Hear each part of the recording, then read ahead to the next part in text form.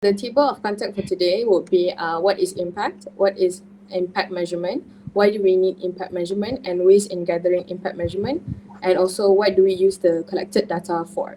The first one will be presenting by Sovitra. Okay, so for the first thing to be addressed is what is impact. So we want to know what the meaning of impact.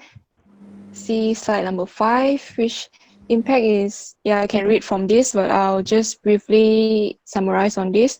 So impact means the effect that the effect that a project brings. So it can be a positive one and it can also be a negative one. So if a positive one, so it means that's a good outcome that come out from a project. When it's a negative one, that's the thing that we should pay attention on and try to overcome that.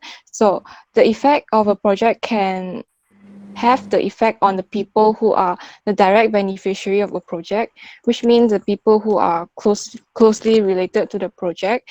And it can also have an effect on people who are not the direct beneficiary of the project, for example, like the participants or the audience of the project. And on a wider field, it can also the effect can bring an impact in terms of the government policy. So for our case, the AIESEC, we have the 6-week global volunteer. So through this 6-week global volunteer, we must make sure that it's actually leave a positive impact. So uh, that's why we have impact measurement. So moving on is on the 6th step to social impact mapping. So what exactly is social impact mapping?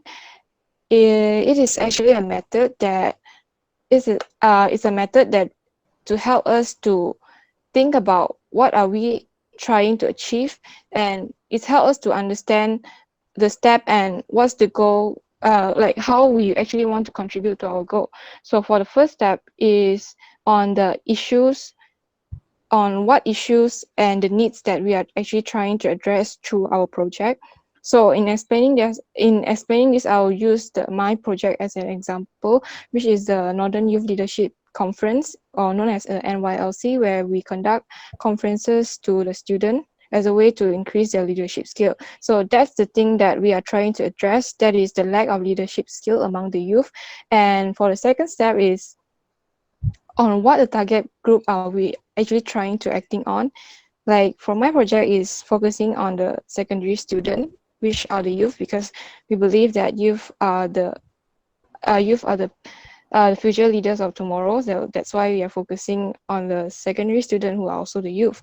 And for the third step that we want to third step in the social mapping, it's what the direct outputs that will be produced. So what's the direct output will be produced? It's more in terms of how many participants that we reach and how much of a workshop or campaigns that we have conducted at the end of the project.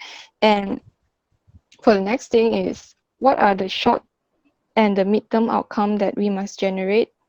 So for the short and midterm outcome, there's two things that we can see, two type of changes. For example, like change of capacity and also change of behavior. For change of capacity, it can be in terms of the knowledge that the student can acquire and how much of awareness that the student achieve and skill that they acquired. For example, like leadership skill or something like marketing skill and so on. And also a change of behavior. The change of behavior can be seen through like the level of confidence of the student or the participant themselves, and can also seen by the change in the action taken by the beneficiary, and also the implementation of new practices.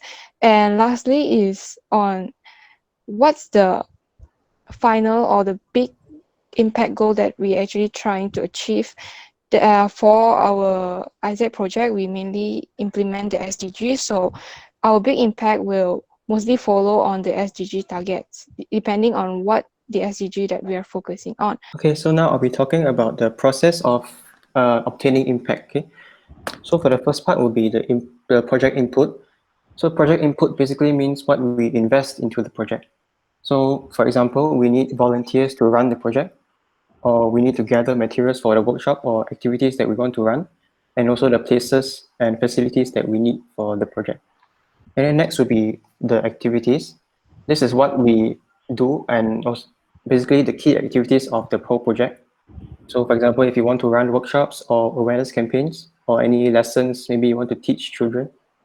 And then for outputs will be the immediate result achieved after a certain activity. So for example, as Sumitra mentioned earlier, the amount of outreach or also, for example, the questionnaire of the students or the targeted community and what they learn throughout the whole project. And then for project outcomes will be the results after a period of time. So for example, for a short period of time, you gather the food waste of a certain school that you want to impact. Okay, these are short and midterm results of the immediate outputs. And therefore, impacts would be their long-term outcome. So for example, after a few years, maybe 5 years, you want to, for example, see a change in the food waste. So we want to see a reduction in how many percent of food waste in a certain community or a certain region or area in the country. So, what is impact measurement? Impact measurement can be described as a process of understanding how much change occurred and can be attributed to an organization's activities. So, especially for us, impact measurement helps us to understand better about the progress of our SDGs and how we can improve on our future projects. And the impact measurement actually can be explained in two aspects, which are monitoring and evaluation. And those will help us to define why we need the impact measurement. As a monitoring aspect, as it says in the word monitor, it is viewed as systematic and continuous analysis of the progress of projects over a period of time, which ensures that things are going without any troubles from day-to-day runnings. So it enables us for better management of the project and participants. It also helps us with the process of documentation, as every project impact should be documented as part of recordings. On the other aspect, which is evaluation, the process is interpreted as complementing ongoing monitoring activities by providing more in-depth, objective assessments of relevance, efficiency, and effectiveness, impact, and sustainability of programs at a particular point of time. This explains that impact measurement is necessary due to the fact that it gives detailed and more precise interpretations about the results and feedback we received from our participants.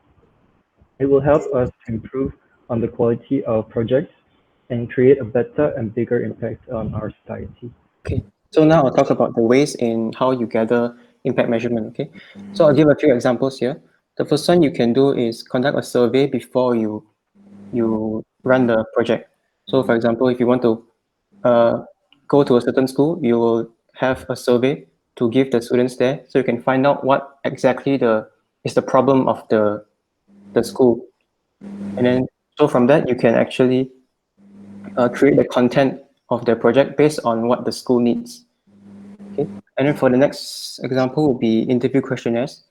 So if you want to run a workshop or awareness campaign in a school, so you want to give a certain set of questions to the students before and after you run the workshop or awareness campaign. So this way you can find out how much the students or the targeted community has gained after you run the project.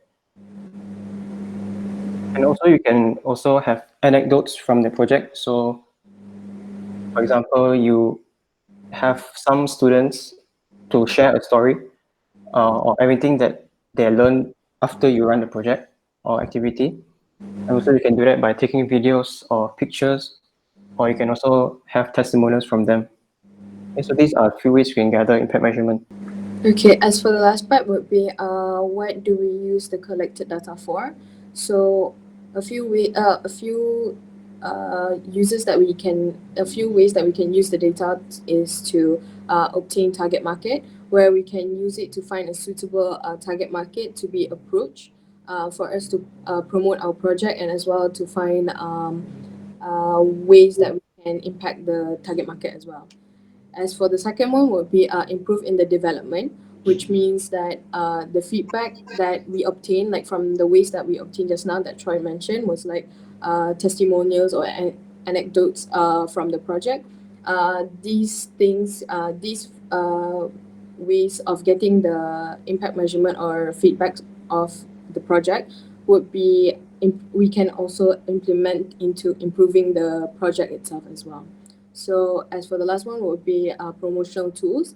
We can use we can use the data to be used as a suitable material to promote to LP schools and also IR, or even to the volunteers itself, into mentioning about the projects on how has it impact the society and also the into achieving the SDG goals. And then as for the last one would be how to showcase an effective impact report. There will be three ways, which is by chart, surveys, and also testimonials. Which is like by charts, we can identify the age range and also the number of students participants in the project itself, and we can see in between all those peaks what have made changes or has it increased or decreased by the number of participants and also the age range of participants in the project itself. As for the second one would be survey, which is we use it as a gather information. We can use the gathered information from before, mid, and also after the project itself to showcase how has it been effective throughout the project itself. So yeah. And then as for the last one would be testimonial, which is an in-text based report, which we can see that we can gather it from like how does the person feel about the after effect of the result, meaning that from the LPs or the schools or even the volunteers, we can see how does the impact gain from them, how do they feel from participating in the project itself.